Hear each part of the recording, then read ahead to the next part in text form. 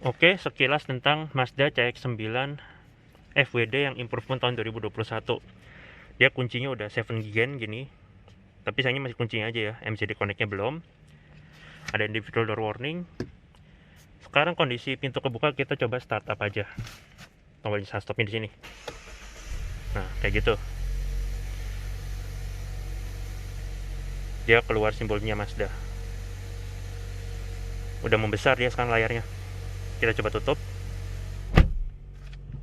Nah, seperti itu. Ini kayak auto choke-nya lagi aktif, jadi dia RPM-nya agak naik dulu di awal. Ini tadi kuncinya, kita pinggirin dulu.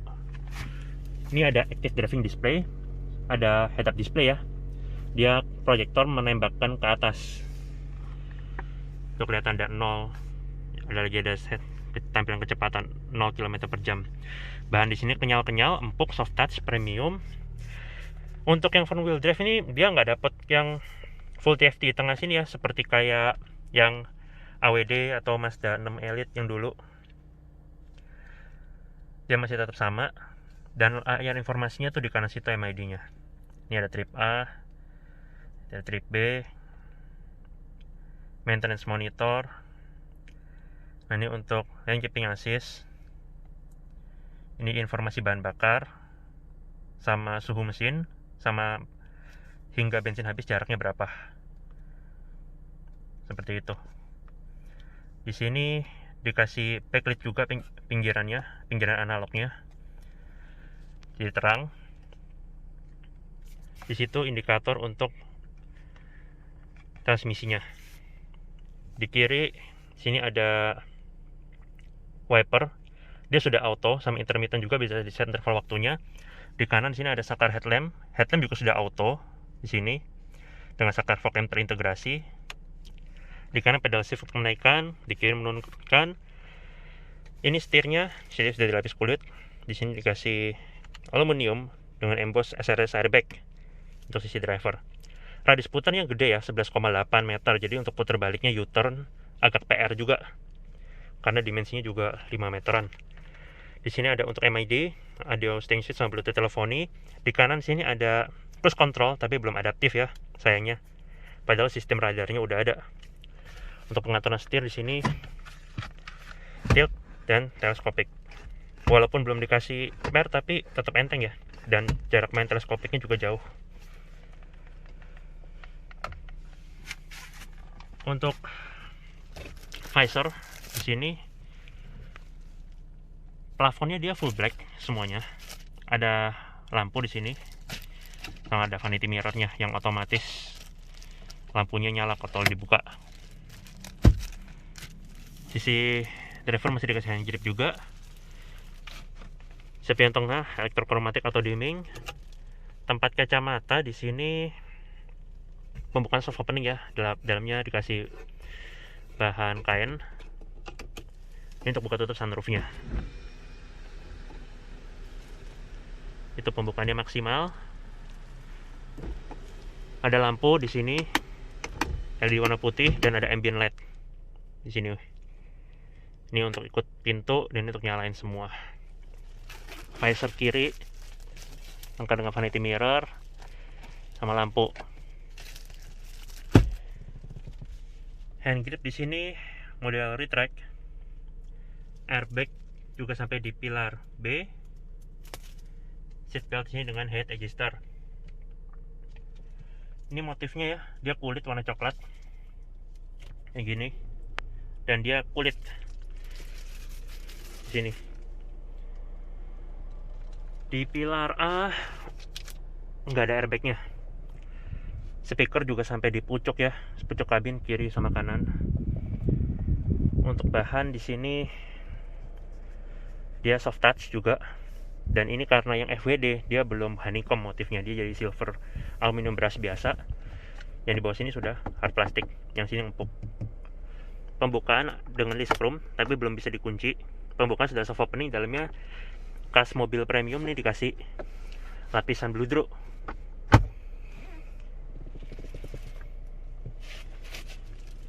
Untuk pembukaan di sini dia mode butterfly tapi satu-satu, bukan bareng kebukanya, dan dia bahannya empuk. Nih ya, kenyal-kenyal. Di dalam ada SD card untuk navigasi, input aux sama ini USB untuk ngecas, yang atas untuk smartphone connection. Jadi kita coba aja sekalian tes tancepin Android device, perangkat Android.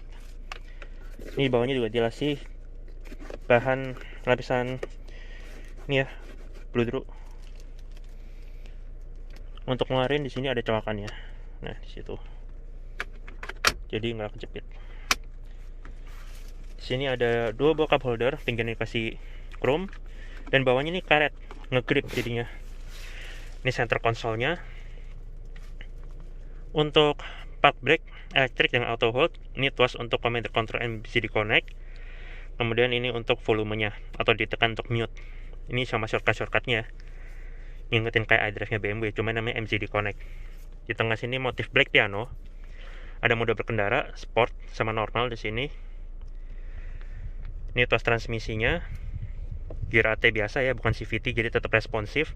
Dan dia benar penempatannya untuk mode manualnya. Nambah itu ke belakang. Ya gitu. Sama yang baru ini juga ada wireless charging ya, sama ada on off-nya juga di sini. Jadi kalau kita taruh device yang support wireless charging, dia langsung nyala. Dan ini agak ke dalam juga, di dalamnya masih bisa buat naruh lagi. Jadi wireless chargingnya sampai sini, yang dalam ini kantong. AC triple zone, tapi yang di depan ini dual zone, kiri kanan bisa set suhu udara masing-masing. Tuas putarannya juga senada sama tuas MCD connect-nya, dia berasa mahal ya.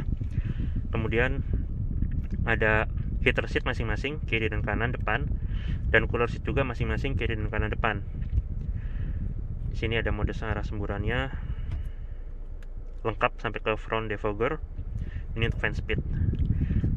Tapi front sama rear defogger ada dedicated button sendiri. Ini open close air, dan ini untuk aktifin AC untuk yang belakang, climate controlnya. Untuk suhu di sini dia terpanas ada di 32, sedangkan di dinginnya ada di 18. Sini ada indikator passenger sama air seatbelt ya, untuk row depan sama row belakang 3 situ. Ini tombol dummy aja. Kemudian ini kisi-kisi AC dengan hazard di tengahnya. Ini tombol untuk engine start stop. Kemudian ini dia juga membesar layarnya untuk layar MCD connect-nya. Tapi ketika ditancap Android Auto dia nggak langsung ke trigger ya, mesti masuk dari sini. Nah ini Apple CarPlay-nya sekarang juga sudah wireless, cuma di brosur tulisannya wireless CarPlay gitu aja. Nah itu by default dia akan masuk ke peta kayak biasa.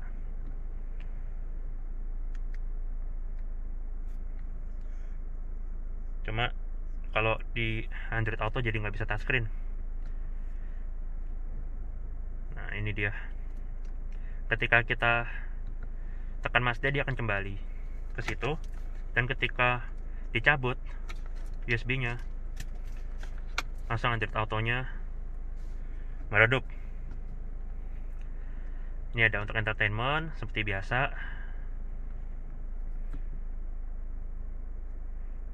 Communication untuk telepon-telepon. Kemudian ini ada navigasi, cuma keluarnya bukan peta ya, tapi kompas saja karena belum dipasang SD card. Ini settingnya, dimana semua fiturnya ada. Active driving display bisa diatur di sini, brightness-nya, ketinggiannya, rotation, segala macam bisa di sini, atau bisa dimatiin total juga cawangnya di ini. Untuk display, nah ini display layarnya ini ya. Kemudian ini safety ini yang udah lengkap banget, smart city brake support buat ngerem sendiri, blind spot monitoring, lane keeping assist, ada tombolnya juga itu, driver attention alert, parking sensor indication, sama kamera 360. Ini untuk suara, bass, segala macam dari Bose ya. Nah ini dia. Kemudian ini jam, pengaturan jam, pengatur kendaraan, lane sensing wiper. Wipernya kan sudah auto juga soalnya. Door lock, turn, sama ini udah ada ambient light, bisa diatur dari sini. Kayak gitu. Lanjut nih untuk device. Nah, ini dia yang tadi. Sistem, ini pengaturan sistem, satuan, unit, segala macam. Kayak gitu isinya. Dan ketika diarahkan ke R, nah ini tampilan dari kamera 360 nya di samping, dan ini untuk kamera belakangnya. Dia ada garis bantu yang sudah dinamis mengikuti arah setir, jadi sangat useful sekali. Ini untuk matiin parking sensor juga bisa di situ, dan ini untuk settingannya. Mau yang full belakang doang atau ada kamera 360. Nah, ini juga ada shortcut untuk settingannya langsung ke sini. Kayak gitu. Ini tampilannya ya, walaupun agak ngeblur tapi minimal dikasih lah. Ketika diarahkan ke P, dia mati. Ini layout dari door trim dengan ambient light. Sekarang kita keluar. Tapi lampu-lampu kita nyalain dulu. Termasuk di sini hazard.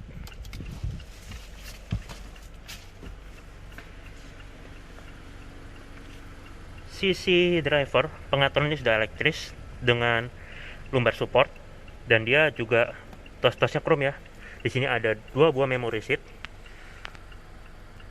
Kemudian di bawah sini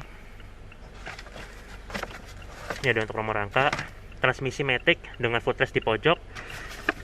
Ini juga ada pedal organ ya untuk pedal gasnya, dan ada tombol untuk kick down di baliknya. Jadi khas Mazda.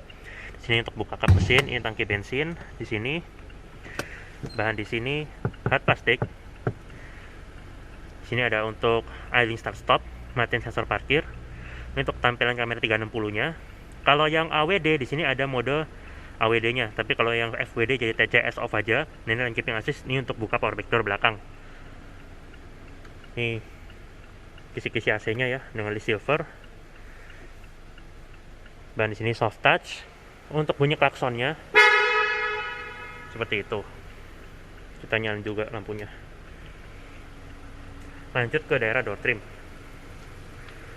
Di door trim di sini soft touch, kenyal-kenyal di sini ya. Yang ininya dia aluminium brush biasa. Kalau yang AWD udah honeycomb, motifnya udah berubah.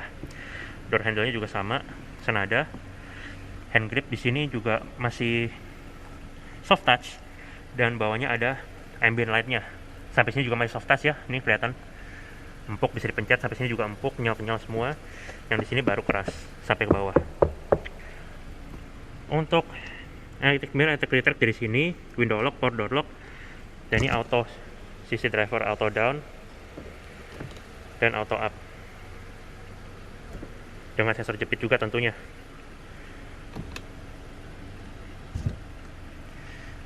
Yang salah juga auto ya, jadi sudah auto semuanya, termasuk yang belakang. Di bawah ada speaker dari Bose, bottle holder, sama door pocket. Dan untuk spionnya nih ada kayak coakannya di sini mengotak, itu untuk blind spot monitoring sistemnya. Ground clearance tinggi 220 mm. Velg di sini dia finishing kan metal. Untuk profil bannya ada di 255 50 R20 di sini ya.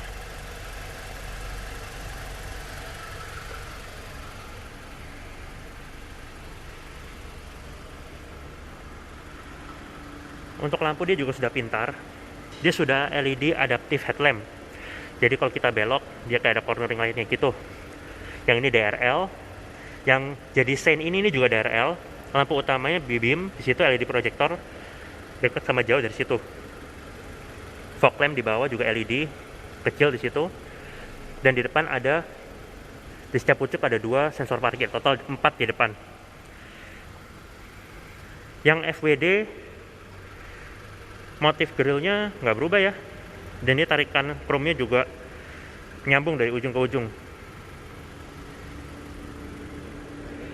Mesin di sini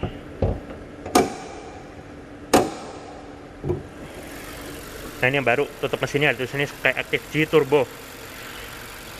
Untuk tenaganya dia 231 PS torsi 420 Nm, 2500 cc turbo, dan yang FWD 0 sampai 100 km per jam tuntas dalam 8,5 detik doang. Konsumsi bahan bakar juga karena ini Skyactiv, dia tenaga besar tapi masih irit ya untuk ukuran bensin. Dalam kota 110 loh, luar kota 115. Dia ini udah dikasih peredam juga, namun bukanya belum hidrolis ya, air intake-nya di atas itu.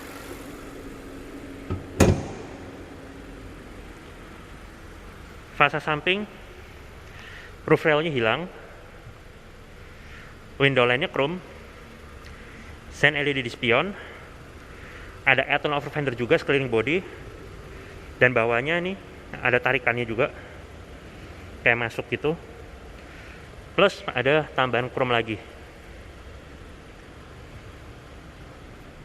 Untuk kamera 360 housingnya di sini ya, di bawah spion, karena untuk yang di depan itu di bawah simbol sini. Nah itu dia. Untuk masuk ada akses marquee juga, 2 di depan, termasuk si driver tadi.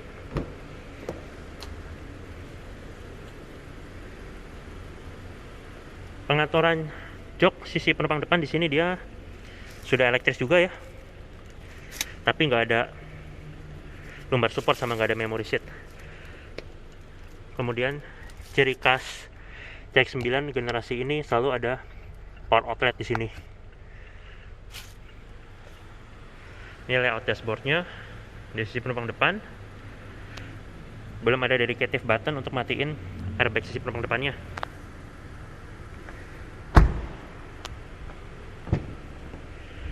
Di belakang ini pembukaannya, dapat tirai sunshade di sini manual. Bahan di sini soft touch, masih kenyal-kenyal. Sini juga soft touch. Sini juga soft touch. Sini juga masih sih soft touch. Yang plastik yang di bawah sini. Door handle sama sekelilingnya ini masih sama kayak yang di depan. Sini juga sudah pembukaan, sudah auto down. Dan sayangnya masih bisa segini ya, ngeluarin tangan masih kepentok kaca, dan auto up dengan sensor jepit juga yang di belakang sini. Di bawah ada speaker dari Bose tetap, bottle holder dan door pocket. Lampu di pintu di sini nggak ada, tapi ada child lock di sini model switch. Di belakang nih jok juga dari kulit sama. Seatback pocket 2 level di sini. Coba masuk.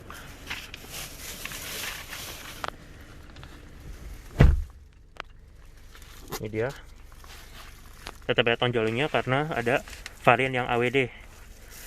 Kemudian ini yang spesial ya. Yang belakang penumpang bisa set suhu udara sendiri. Di sini bisa dimatiin juga kalau nggak mau, dan arah semburannya juga bisa diatur sendiri beserta fan speednya. Kisi-kisi AC, pinggirannya chrome bisa diatur. Yang di kanan ini juga seatback pocketnya ada 2 level. Serta ini tampilan kabin depannya kayak gini. CX-9 FWD 2021. Ini sunroof dengan plafonnya masih manual. Di tengah sini ada lampu baca. Ini tampilan sunshade-nya ketika terpasang. Handle sini mulai retract dengan hook. Kanan kiri ada hooknya semua. Seatbelt sini masih menonjol tapi headrest adjustable.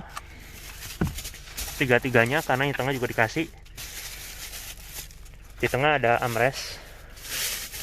Dan penumpang tengah juga masih dapat seatbelt 3 titik ya. Dengan 2 box cup holder, dalamnya tempat penyimpanan dengan input ada 2 USB untuk ngecas gadget. Di sini kasih bahan ludruk, dan ini bahannya empuk, nyal-nyal. Di sini cup holdernya juga dikasih karet.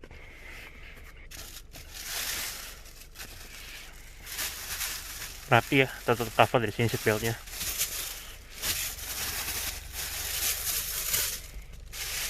Child seat sudah support dari Isofix. Untuk bangku dia sliding juga. Ini layout dari door trim belakang. Sekarang kita lihat bangku baris ketiganya. Untuk masuk dia sliding juga sama membungkuk ya. Bungkuk dan dia sliding kayak gitu. Di belakang tetap ada USB buat ngecas, ada tempat penyimpanan sama cup holder. Speaker juga sampai ke belakang sini.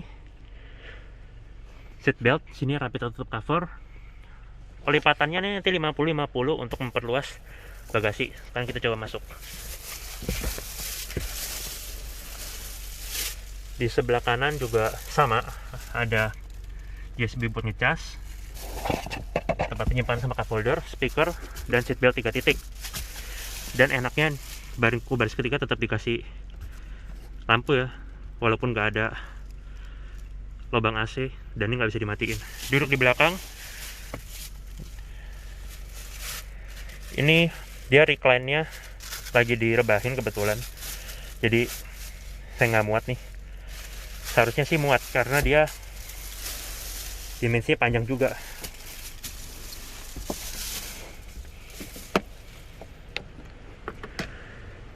Dan dia cukup tinggi, jadi paha cukup tersanggal harusnya.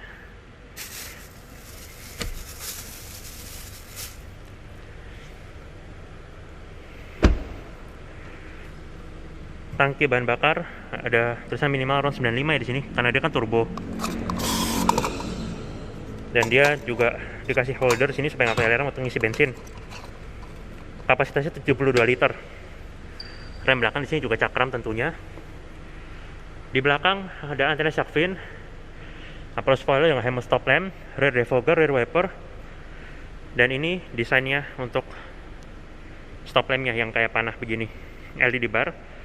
Yang tengah ini seinnya yang bulat. Font CX9 juga udah berubah sejak improvementnya tahun lalu.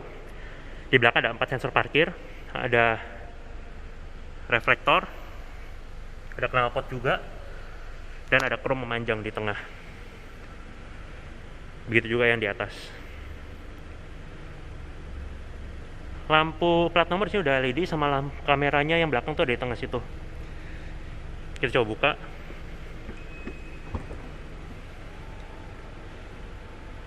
Dia sudah power back door, tapi tetap dikasih handle buat narik. Di bawah sini ada ban serep sama subwoofer dari Bose. Sini ada gantungan belanjaan maksimal 6 kilo. Ada tempat penyimpanan toolkit. Begitu juga di pinggir sini ada tempat penyimpanan yang dalam banget.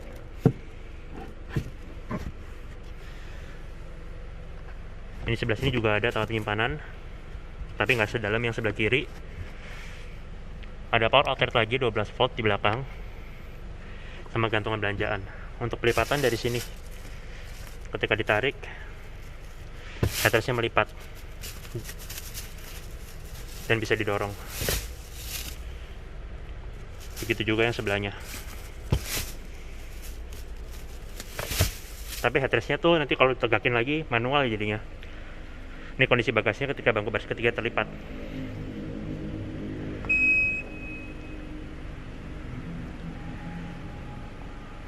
Ini emblemnya Sky Active G. Serta ini desainnya dari belakang secara overall. Belakang sini sama-sama bisa di kedepanin dan ditarik untuk akses ke belakang sini ya. Tapi berat, lebih enteng yang sebelah sana.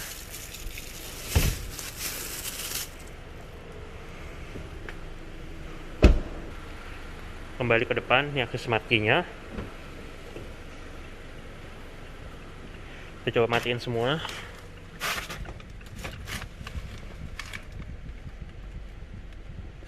Ketika dimatiin, nah, dia ada simbol kayak begitu. Cuma emang sayangnya ini bangku tengah nggak bisa dilipat rata ya. Jadi bawa barang yang banyak banget gitu sampai ke depan nggak bisa.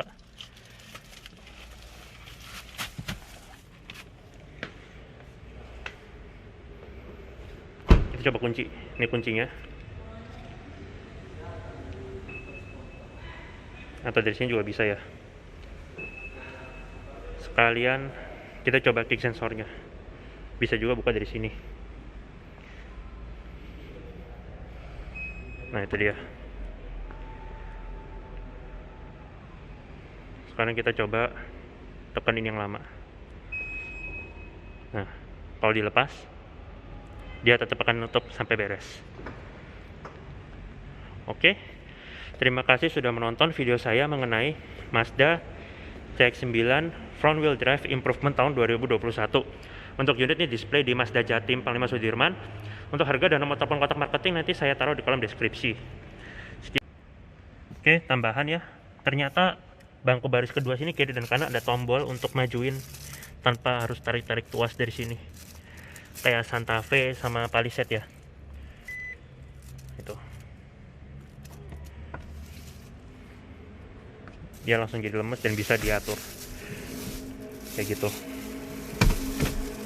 Jadi selain dari sini ada dedicated button lagi di sini. Tadi nggak kelihatan ketutupan. Nah, begitu juga di sebelah kiri. Serta di door trim belakang juga ada ambient light-nya ya. Nah itu dia. Begitu juga yang di depan, ambient light-nya yang depannya malah dua. Satu di sini, satu di door handle. Serta dia juga sudah support walkway lock. Ada di sistem ya. Cuma untuk settingan auto foldingnya saya cari-cari di mana-mana nggak ada.